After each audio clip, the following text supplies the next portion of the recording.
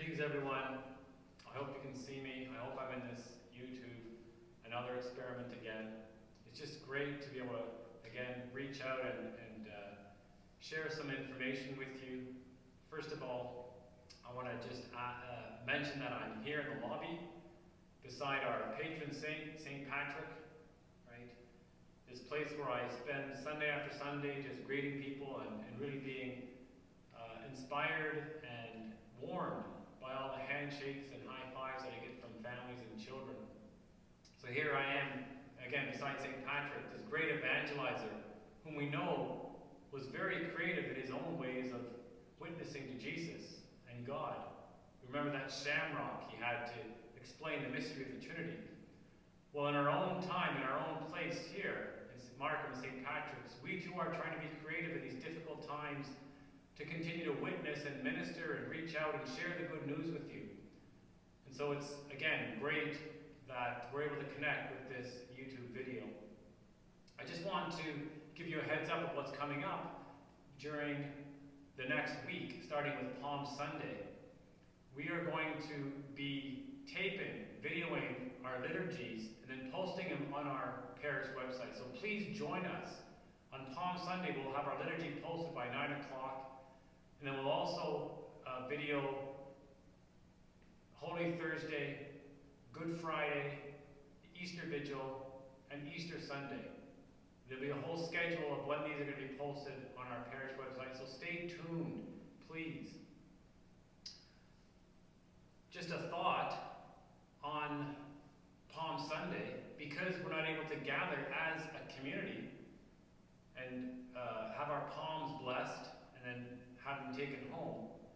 Here's one thing that we can do as a community, just to be in solidarity with Jesus, as we remember that time where he was entering into Jerusalem, that triumphal entry where he is hailed as a king, and then shortly after that, he becomes the servant king, where he undergoes his suffering, his passion, his death, and ultimately his resurrection.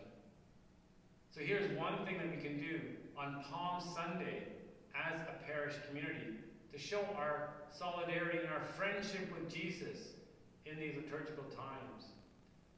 How about instead of a palm branch, you take a branch from your backyard. It could be a willow branch or a cedar branch or a pine branch, a little sprig of something green or even brown with buds on it, and just post it in your window as a sign again of solidarity, of witness to the world that as Christians we are friends of Jesus and we are willing to follow him in his passion, in his suffering, in his death, in his resurrection.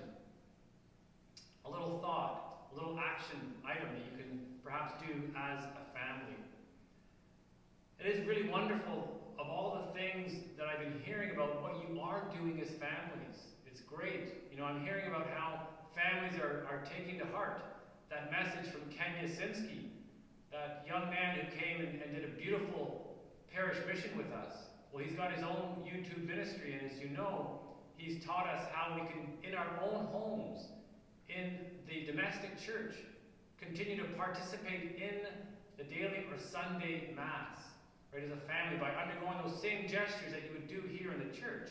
As we stand and we sit and we kneel and we fold our hands and we sing songs, we can do all of that in our homes and truly participate in the Mass.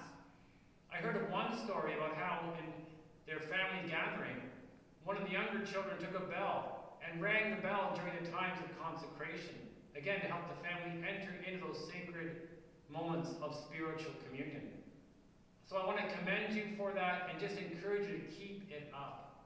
Families are doing a great job. You're building the kingdom of God there in your home.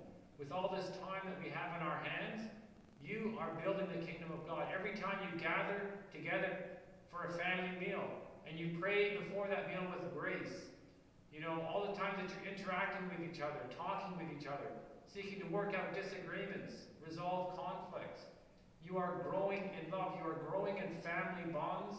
And I just want to encourage you. Yes, it's hard, but it's worth it because you're building something.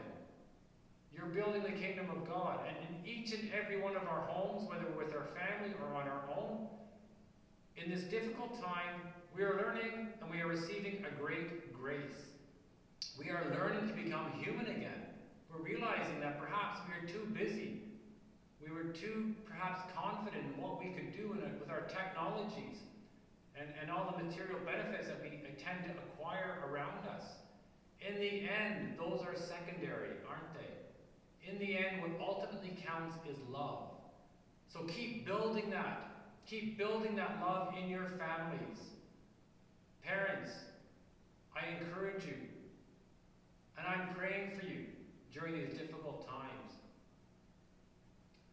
So I'd just like to end on a little note, a little bit of a commercial, to help all those efforts out there from our government leaders who are telling us basically, go home and stay home. This messaging can come across in two ways, can't it? It can come across as the carrot, where you're encouraging people, you're providing incentives, if we can just stay home, then we're going to stop this virus. That's the carrot approach. Or we can do the stick, right? Where you start to police it, and you say, okay, if you don't stay at home, then we're going to give you fines, That's all based on fear. We don't want the stick approach, we want to do the carrot approach, don't we? Right? We just want to take and do the right thing. I like carrots because not only, do they symbolize the positive approach, carrots can also be turned into microphones. And so here we go. I'd like to sing you a song. Buddy, you're a young man, hard man, walking in the street, gonna take on the world someday. Don't put your hands on the face, it's a big disgrace, because you're gonna share your germs all over the place. Singing, we will mock you, singing, we will mock you. So that's my little infomercial, folks. I hope you liked it. A little bit rough, but there you go. There's the message. So again, I just encourage you to join us for our Palm Sunday liturgy, Sunday at 9 o'clock. It'll be posted on our website. Then stay tuned for the times of our other liturgies of Holy Thursday, Good Friday, Easter Vigil, and Easter Sunday. God bless you all. I miss you, and we're looking forward again to that time when we can gather as a community and truly celebrate again here in our parish, in this building, as a community of faith.